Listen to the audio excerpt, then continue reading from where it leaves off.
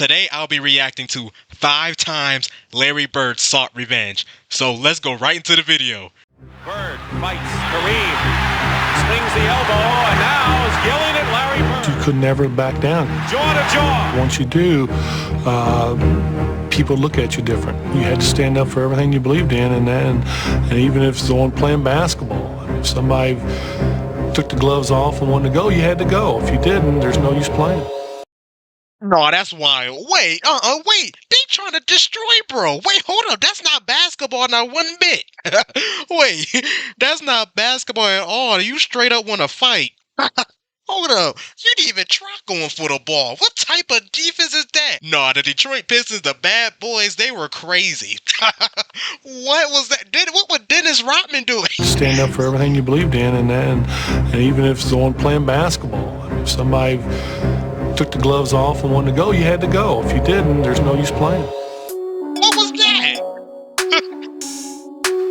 When you take a look at Larry Bird, at first glance, he might not seem like the most intimidating guy. He doesn't really look like a scary dude at all. Many believed they could get away with pushing his buttons. But one thing you should know about the hick from French Lick, he always gets the last laugh.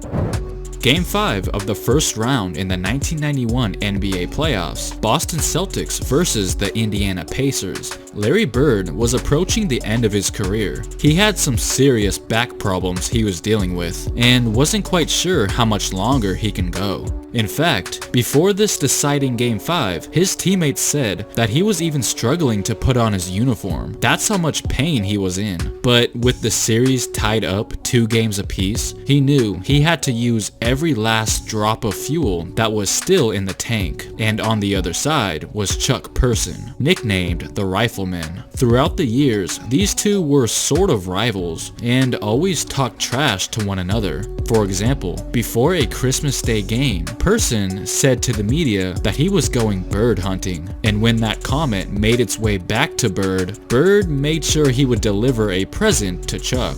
Bird shot a 3-pointer right in front of Person, who was sitting on the bench, then turned around to look at him and said, "Merry f***ing Christmas." Before the shot had even gone in yet. He would pull those kind of stunts before Steph even did it. So these two had some history, which made Yeah, I was about to say, yeah, Larry Bird for sure. If he doing that, yeah. I was thinking that was definitely Steph, like, for sure. But Steph though would make his like crazy though. Steph would shoot the ball, turn around, and start dancing. he be doing this while he going back down the court. I'm like, what? Like, that is so disrespectful. Nah, Stephen Curry funny, but yeah, Larry Bird, yeah, he was definitely a high-level trash talker for sure. Larry Bird was definitely a high-level trash talker. Stunts before Steph even did it. So these two had some history, which made this elimination game all the more epic.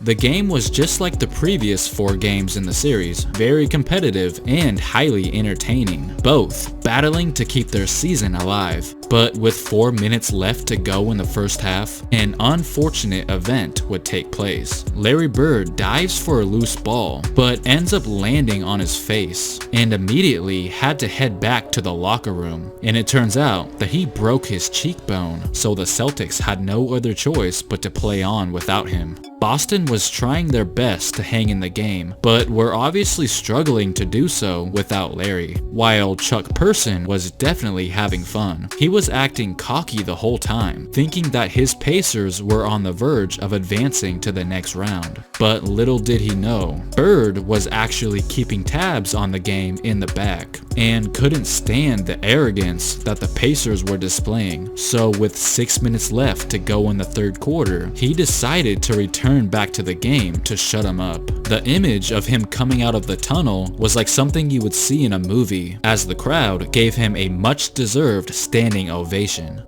The doctor said that he probably had a concussion, but he did not let that stop him. His heroic efforts ignited a spark in the Celtics, as Boston Wait. Wait. So bro went back on the court, right? I bet you it was a great effort, but wait, this guy went back on the court with a broken cheekbone or a concussion? Wait, nah, ain't no way. Like, come on. No, that's actually crazy. Hold up. He came back. Let me guess. He led them to win. This guy came back on the court with a broken cheekbone or a concussion. With no hesitation. His heroic efforts ignited a spark in the Celtics as Boston took a commanding lead and never looked back. Bird ended the game with 32 points and willed his team to victory. Yeah, it is a little special because I've known Chuck for a while and we've always had run-ins, but it always seems like I get the last word. Here's another instance where the old man had to show the youngster who's boss. First, we have to talk about a matchup that Bird and Petrovic had in March of 1992. This game, Drazen was lighting it up. He shot 65% from the floor and was perfect from deep, leaving Bird and the Celtics extremely frustrated. Just when you thought he was finished, he put the dagger in Boston's heart unapologetically. He is open for the jumper. We're tied. 39 for Drazen Petrovic. Like, I heard about Drazen Petrovic before. I never, really saw him play like that. In that era, he's one of the best shooters in the league, for sure. Like, Drazen Petrovic, that's the one thing I did hear about him. Like, his jumper was crazy. That's the one thing I did hear about him. Like, he probably, during this era, I think a lot of people probably was saying he was, underrated. Like, I heard some stories, players talking about he was nice. Was finished, he put the dagger in Boston's heart unapologetically. He is open for the jumper. We're tied. 39 for Drazen Petrovic. He scored an impressive 39 points to get his team the win. Petro was quickly rising to fame, and before these two teams faced off again, the next time around, the pre-show made sure to remind everyone about that stellar performance. The question is who's going to guard Drazen Petrovic. Last time out against the Celtics, a career high 39 points. He certainly is a big factor. And the way he was shooting in the Celtic game up there in Hartford, no one could guard him. An amazing night for Drazen Petrovic. About 4 minutes to go in the first quarter, he hit a three-pointer, and as he was backtracking, he got into Larry Bird's face and was talking some good trash. Now, Bird's not someone that you normally want to taunt, but Drazen really lit it up in that last meeting in Hartford with 39 points. All this hype that was going around about Drazen, you know Bird was listening. You could tell he was salivating at the mouth for some payback. Score of 8-2. We play 2 minutes and 40 seconds. Here's Larry Bird. Come on, Larry Bird. Forget about that one. This time, Bird was the one on fire, dropping 25 points, 9 assists, and 9 rebounds, while Man, Larry Bird jumper is so pure. It's so beautiful. His jumper is pure. Ugh, give me that. Ugh. that jumper beautiful. I ain't gonna lie. Larry Bird said, Drazen Petrovic, boy, you got me messed up. Did you forget who I am? Did you forget? Did you forget? I'm Larry Bird. I'm him. Nah, but Drazen, though, if you saw on that screen with the stats, they was talking about before the second matchup, they was talking about the last 8 games. He was averaging pretty much 28 points a game. He was going crazy. Yeah, Drazen Petrovic, what I heard about him, his jumper was real good. But showing her these little clips and all that, bro did have a nice jumper. I ain't gonna lie. He did have a nice jumper though. He was balling. fire, dropping 25 points, 9 assists, and 9 rebounds, while Drazen could barely even get a shot off. He produced a stat line that was not even close to the one he had during their earlier meeting, just a dull 12 points. He should have known that Bird never forgets anything.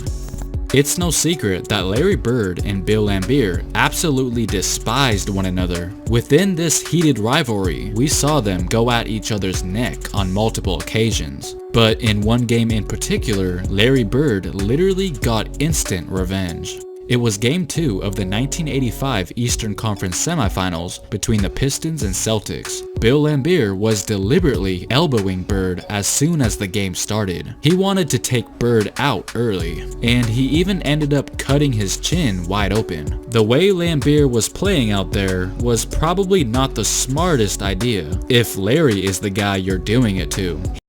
Hey, yo, Bill Laimbeer was a savage. Hey, yo, Bill Laimbeer was not playing. No, Bill Laimbeer and Rick Mahorn, oh my gosh, they were not playing. How you just start off the game just putting your elbow in bro face? What? Bro ready for a fight. Come on, man. I understand he trying to get in his head. He trying to intimidate Larry Bird, but come on, man. Nah, Bill Laimbeer, he was not playing. Nah, bro was out for. Bro cared about nobody's safety. He said all he cared about was, did I win the fight? That's all he cared about. Did I win the fight? That's all he cared about. Oh man, nah, that's funny. This man started off the game putting his elbow in Larry Bird's face. That's crazy. Like, come on, like, look at that. Like, they gonna show it. Like, bro just pretty much almost knocked him out. Ended up cutting his chin wide open. The way Laimbeer was Well, he cut his chin, but like, come on, look at him. Look how he got Larry Bird on the flow. Bro was not playing. Bill Laimbeer came for blood, literally. Bird as soon as the game started. He wanted to take Bird out early, and he even ended up cutting his chin wide open. The way Laimbeer was playing out there was probably not the smartest idea if Larry is the guy you're doing it to. He's not the type to just let you get away with that. And from that point on, Bird did not play around anymore. Knocking Bird down. Larry wheels on Trapuka. Scored. Down. Bird outside. Encouraging you. It's a little different situation, but here the others know they're not involved. Bird the rebound. Is he tough or what? Yeah, Larry Bird started hooping on him. Like, come on. You already know, with superstar players, you already know, do not tick them off. Do not get them angry. They're already going to destroy you, but if you get them mad, you're just making it worse. Like, come on. Like, don't try to get in Larry Bird head, Magic Johnson, Michael Jordan. Like, players in this era, LeBron, Stephen Curry, KD, like, they most likely coming into the game going to destroy you. But if you're trying to, like, get in their head, you're going to make it worse. Like, they probably come in the game scoring 40 on you, but since you doing all that talking and all that hitting, they might drop 60. Like, stuff like that. Like, come on. Like, come on. Like, there's nothing wrong with trash talking, but you gotta do it like here and there, here and there. Now, if they start talking to you and you say something back, okay, that's one thing. That's one thing. But if you start it, oh man, you're in for a day. Yeah, this is gonna be a long day for you. Bird the rebound. Is he tough or what? 34 in the game for Larry Bird. Now, don't get it twisted. Larry definitely welcomed physical play with open arms. But when you go out of your way to literally draw blood, all you end up accomplishing is releasing an angry Bird from his cage. He put up 31 points in the second half alone and wound up with a total of 42 points. Oh my goodness! Wait. 31 points in the second half? Oh, he really wasn't playing. Hey, yo! Bro really wasn't playing. 30 points and a half is crazy. Whoa. Man. Points in the second half alone and wound up with a total of 42 points, making Bill instantly regret his actions. Back when Larry Bird was a freshman in college at Indiana University, it was said that the veterans on that team would kinda bully him, even though I know that is hard to believe, and that one player in specific, Kent Benson, who was their starting center, constantly went out of his way to chastise him, always giving Bird a hard time since Larry was the new guy on the team, and rumors say that was part of the reason he didn't stay there very long and ultimately ended up transferring to Indiana State shortly after. Now fast forward to 1985, Bird was now on the Celtics while Benson played for the Pistons, and this is where Bird would finally get his revenge. Well, kinda. You see, while Bird did do his thing out there, it was Kevin McHale who was destroying Detroit, especially Kent Benson. And get this, Larry actually noticed that McHale had the hot hand and that Benson was struggling to guard him, so Bird encouraged McHale to keep making things miserable for Benson by simply feeding him the ball over and over again and grab some popcorn watching him go to work. Benson eventually even needed Laimbeer to help him stop McHale, but that also failed, and when it was all said and done, McHale ultimately broke the franchise record with 56 points. What? Hey, no, Kevin McHale, he's definitely one of the most like underrated like power forwards ever. Kevin McHale was nice. He was nice, but man, okay, see, 56 points on you. Nah, they for sure was on your head. They was going after you literally every play. 56? He probably did it on all twos? Yeah. Kevin McHale was like a post player. So yeah, this man, well, I don't know about how many free throws, but this man probably at most made 28 shots on you. At most. Like, come on. Nah, that's crazy. Nah, let one guy drop 56 on you was different. Like, but that's what I'm saying. He tried to get Lambeer help. Like, Benson, he wasn't asking for like no double team. He wasn't asking for no triple team. I hope he didn't just keep saying, I got him. Like, dude, he got 60. Like, bro, he got 60. Pretty much. McHale ultimately broke the franchise record with 56 points, mostly at the expense of Kent Benson, which was really making him frustrated. Blaine Reichelt, I think, has something on Kent Benson. Gotta be a T. And he's gone. Benson has just been tossed from the game. Now, Bird definitely appreciated the fact that McHale embarrassed Benson for him, but he wasn't quite done with McHale yet. You see, by McHale going for 56 points, he actually broke Larry Bird's previous Celtics record, 53 points. And don't you think for 1 second that Larry didn't realize that. Larry even said after McHale's impressive performance that he should have gone for 60. Larry, after the game, kiddingly told Kevin, you should have gone for 60. He said, nah, you should have kept going because that may not last. Well, the fact that he didn't go for 60 and that Bird secretly wanted to get the record back, he got the idea, why not go for 60 himself? So guess what? Only about a week later, Bird would put on a show that would go down in history forever. A performance that even made the opposite team go crazy. He went for 60 points against the Atlanta Hawks, reclaiming the franchise record in points in a single game. So I guess you could say that he got revenge on his very own teammate. Nah, Larry Bird funny for that. Do you know how competitive you have to be to say that to your teammate? Like, that's nice you got 56, but you should have got 60. Like, because I'm going for your record now. But honestly, though, like, the Celtics, they were a good team. So, you know, they probably beat up on everybody. They probably just blew everybody out. So, of course, to keep, like, the games entertaining, they probably had, like, challenges and all that. Just trying to keep the game entertaining, like, the team stay locked in. Larry Bird said, okay, McHale got 56. Okay. They talking about a week later, this guy got 60. A week later. Nah, Larry Bird, nice. That's actually hilarious. So I guess you could say that he got revenge on his very own teammate. During a 1987 contest between the Boston Celtics and the Chicago Bulls, Michael Jordan, who was still a baby at the time, attempted to guard Larry Bird, but he wasn't all that successful at it. Bird just took Jordan to the post at ease. So then head coach of the Bulls, Doug Collins, decided to put a slightly bigger player on Larry, forward Ben Poquet, and that only made things worse for Chicago because Bird took that as a personal insult. As soon as Collins put Poquet in the game to guard Larry, Larry said this out loud to Doug Collins, "Ben Poquet, are you kidding me?" And here's why Bird reacted in such a way. Quote, "As far as playing, I didn't care who guarded me. I just didn't want a white guy guarding me because it's disrespect to my game." Hey, yo, Larry Bird, nah, he really is funny for that. Like, what? Nah, that's crazy.